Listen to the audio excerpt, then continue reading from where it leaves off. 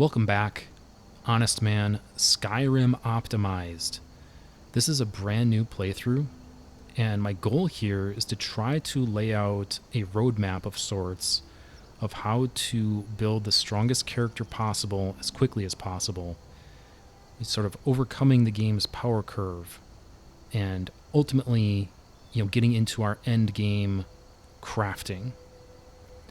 These were topics that I wanted to explore in my survival playthrough with Daenerys, but it didn't really materialize because I found what I see as some critical flaws in what I was doing there. So hopefully the third time is the charm, and I'll have a pretty good strategy laid out here on how to get as strong as you can, as efficiently as you can. With that as the goal, this is going to be very thin on story. I'm not going to waste pretty much any time on story beats and these sorts of things. Pretty much straight to the bone as far as what's relevant for optimizing. That means I will be highlighting a few quests we have not yet seen on this channel, but for all practical intents and purposes, you could probably call this like a spoiler-free sort of playthrough. So with all of that said, let's jump into the skill tree quick here. So starting off, our name is Mary Abernathy. We've come back from the future and have perfect foresight into what's going to happen here. So she's going to be guiding us through this journey. There's probably only one person on the planet who might get that reference. I'm having a good time here. Character level 1, as we can see, and no progress towards character level 2, and also High Elf, which in my view is the best race. I'll have a separate video delving into that topic in more detail. But as such, as a High Elf, I have the 50 bonus Magicka in the bottom left. Now, just to level set in case there's anyone new to the game, the way that character progression works in Skyrim is that leveling up specific skills increases your character level. So right now, character level 1, in order to get to character level 2, I would need some combination of skill progression to get there.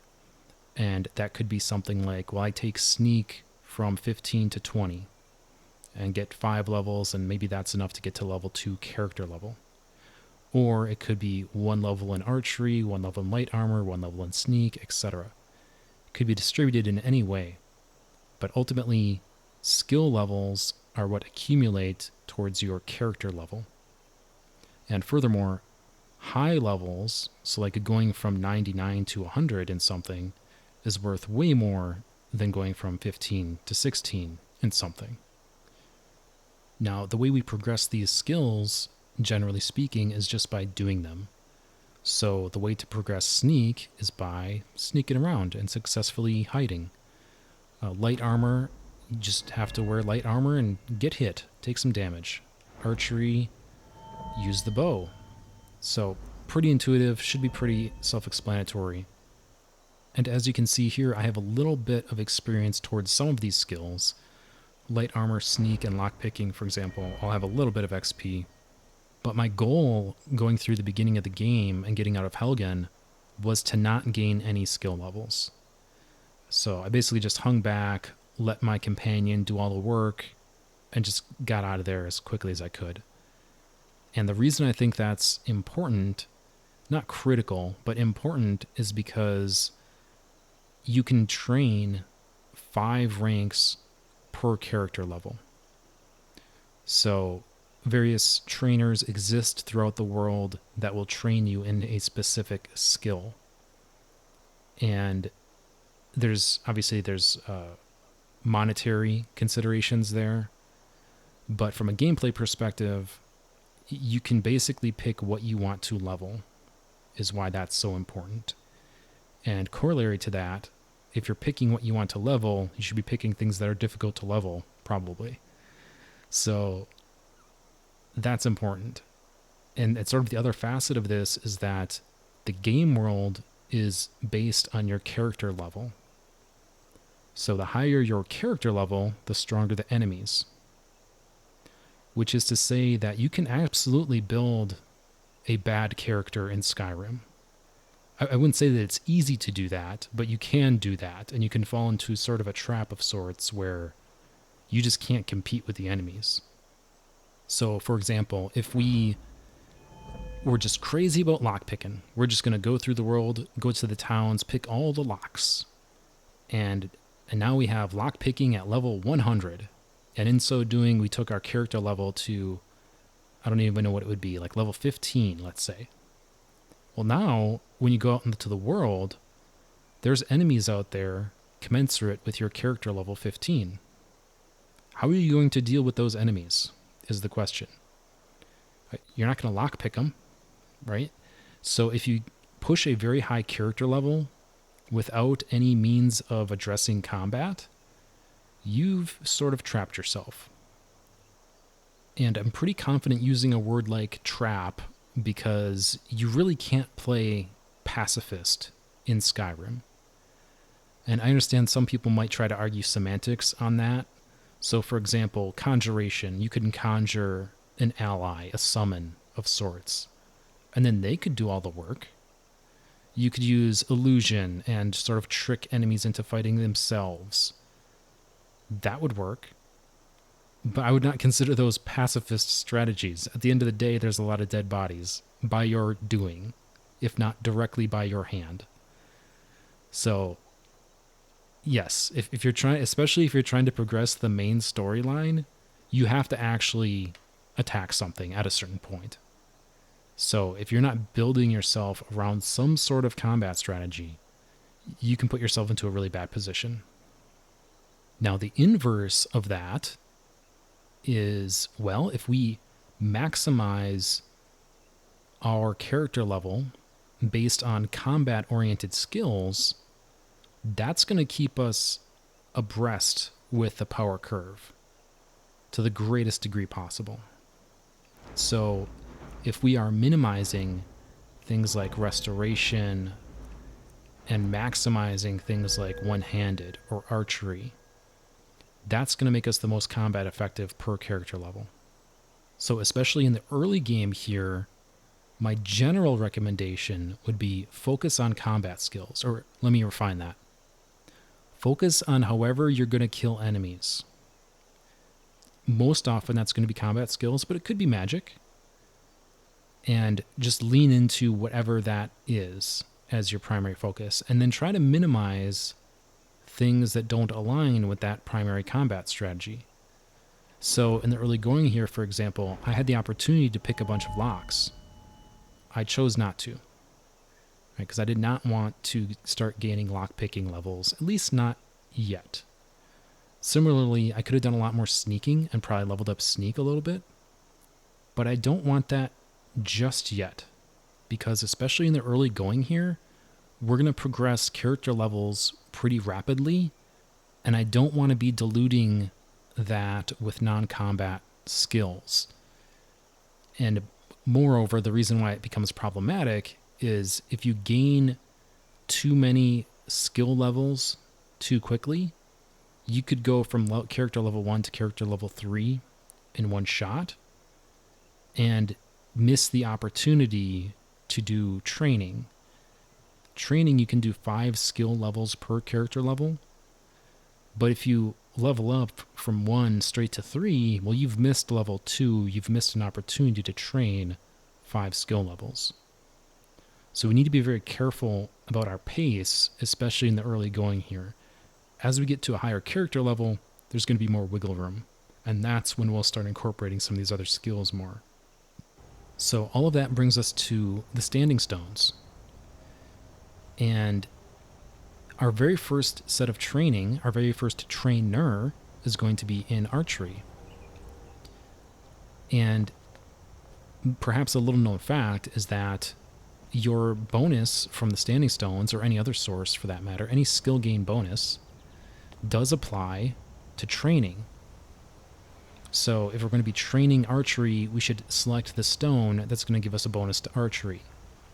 Now, this is where it gets a little dicey, which is why I started this playthrough in this spot.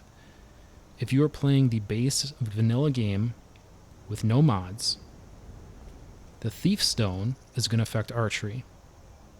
If you are using the unofficial patch mod, the Warrior Stone is going to affect archery. Now, a quick tangent, I don't necessarily agree with that quote-unquote fix. I understand why they did it. I'm not convinced it was a bug in the first place.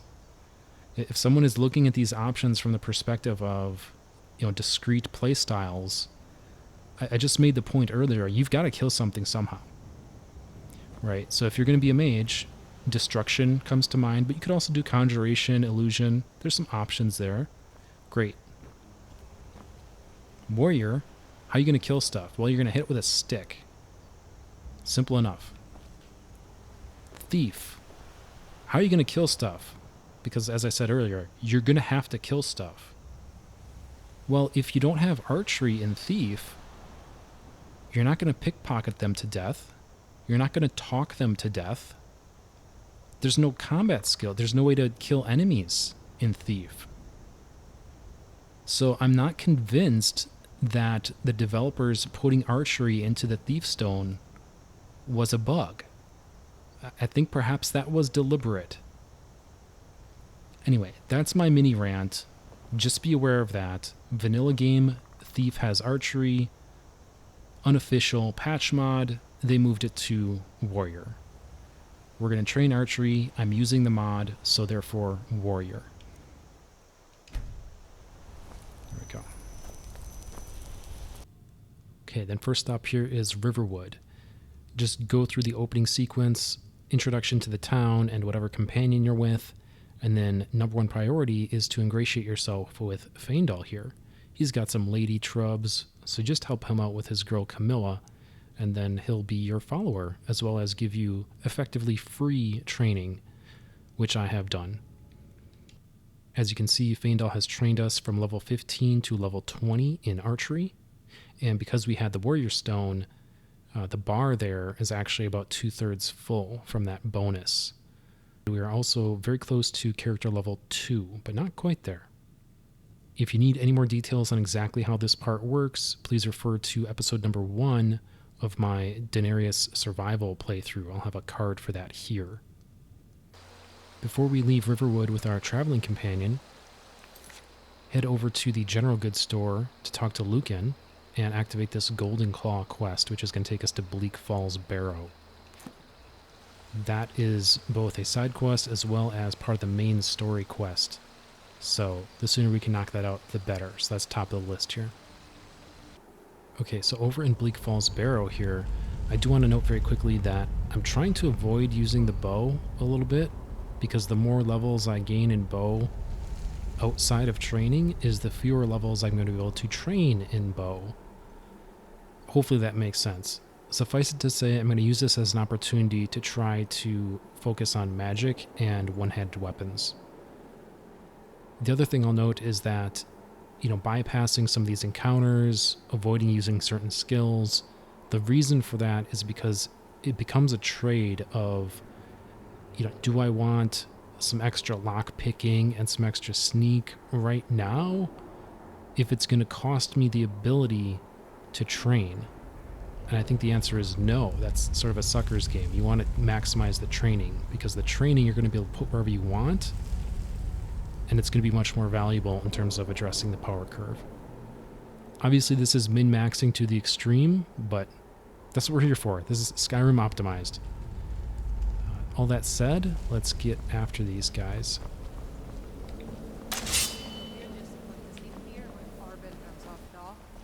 That dark elf wants... Is someone trying to end it? Weren't expecting that, were you?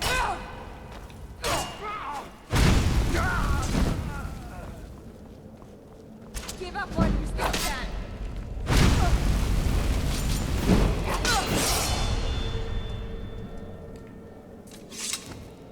There we go. There we get our first level.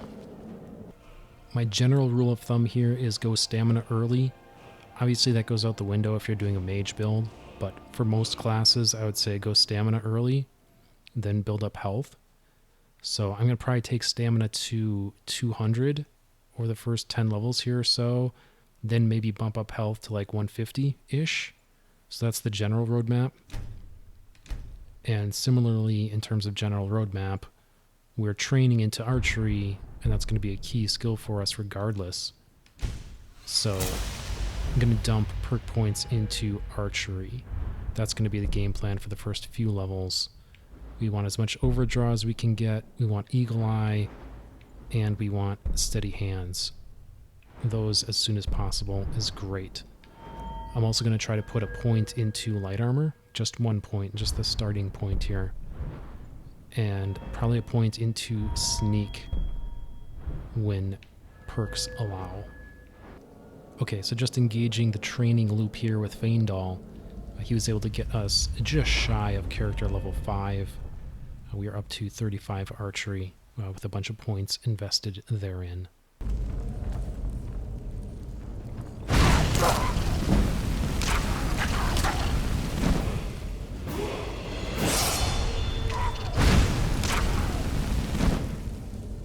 Alright, there's some destruction, gets us to character level 5. And with that level up, we're able to get more levels from Faendal through training. He was able to get us just shy of level 7 here, and our archery is now 45. Do note that with the bonus XP that we're getting from the Warrior Stone on this training, the bar is basically full for archery, so probably literally 1 arrow would get me a level here. Don't do it. I know it's tempting, don't do it yet. Wait until Faendal trains you to 50, then do it. Then it's sort of like you're getting a free level 51. If you do it too soon, then he can't train you anymore, because he can only take us to 50. So if we level this ourselves to 46, we can only train 4 levels from him. We'd have to find a different trainer to get that 5th skill training at the given character level. So we are still going to focus on melee and magic for just a little longer. Okay, and just like that, we are up to character level 8. Faendal has trained us to 50 archery, which is as high as he can go, and we can get to level 51 trivially, on demand, whenever we want. Right now, we do not want. Not yet, at least. So now, at character level 8, I need to find some other trainer to get my training in at character level 8. It's because Faendal is all tapped out. So the goal is to get to Whiterun and get in with the companions. So that's where we're going to pick up next. I'm going to finish this, get the Dragonstone, head to Whiterun, talk to the Jarl, and then get into the companions. Alright, picking up in Whiterun, we talked to the Jarl. We can officially purchase a home here, but we don't have enough money. I am at 1,600 gold at the moment. I need 5 grand. So can't quite buy that house yet, but we definitely do want that. There's a dragon out there for us to kill, but there's no real reason to do that. Not yet, at least. So just pushing the companions quest line, we are all the way up to proving honor, which comes pretty quick. You basically just had to do a fist fight in town, say you wanted to join the companions, and you're good to go. Now, this is the point where I'm really going to diverge from what I did in my survival playthrough, because at this point in my survival playthrough, I was training all sorts of different things and using pickpocket to get my money back. I think that's a sucker's game. I think that was a big mistake. And the reason is because you get so many levels from pickpocket that you inflate your character level with this basically meaningless ability. Meaningless in terms of combat effectiveness. So you're bloating your character level while not increasing your combat effectiveness at the same rate. Obviously, I would be training combat skills in the process of doing that, but just you would be disproportionately getting so many levels from pickpocket that I felt like it kind of screwed up my progression a little bit. So this playthrough, I'm trying to avoid that. Instead, I'm just all in on the companions, because as soon as I can get the companions to the end of their quest, I'm going to have a whole bunch of trainers here that will be able to train me effectively for free, just like Faendal did. So that's the goal. The tricky part is that I'm currently character level 8. I did pick up a little bit more character XP here. It was a couple levels in speech from selling and then talking my way into town, these sorts of things. It's going to be really close how quickly I can get through this quest line. Now, in our favor is the fact that, I guess minor spoilers, the companions are werewolves. I'm going to be in werewolf mode after this quest. This is like the last real quest before that point.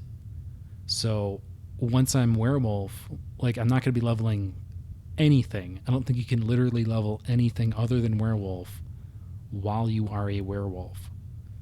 So I'm sort of shutting off my character progression anyway after this next quest. So I think that's what's going to allow us to bridge all the way from level 8 here to a point where we can get training for this character level without putting ourselves behind too much. Obviously, part of that working is our boy Farkas. He's going to have to carry the load for us a little bit in this dungeon, which shouldn't be a big problem, I don't think. I think that'll work just fine. But that's the game plan. I hope you've readied yourself. I am super ready. So I'm told. Let's see if you impress. I'll meet you there.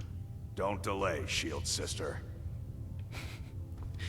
Now, this is a little weird because he is technically flagged as your follower at this point in time. So I can't have another follower. He is it.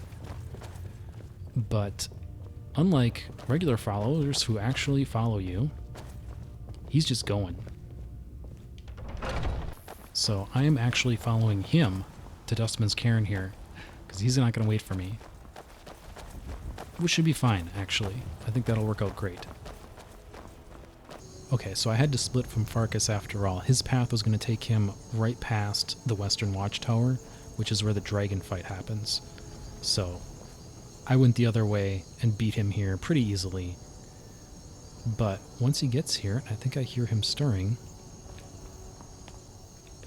There he is. We'll run through this dungeon. Should be a piece of cake. I think that's going to be a wrap. It didn't go quite as well as I had hoped. I picked up an awful lot of skill points, almost level 9, which I think might foil my plans. But we'll see. Onward and upward. I'm going to see if I can scrape together enough money to buy the house in Whiterun here. But other than that, I need to advance the Companions quest line. So I'm going to do a Radiant quest. Probably just exterminate some animals, something simple. And then we'll come back next time becoming a werewolf. Until then, thank you all so much. Please like and subscribe. This has been Honestman and Mary Abernathy, and we will see you next time with more Skyrim.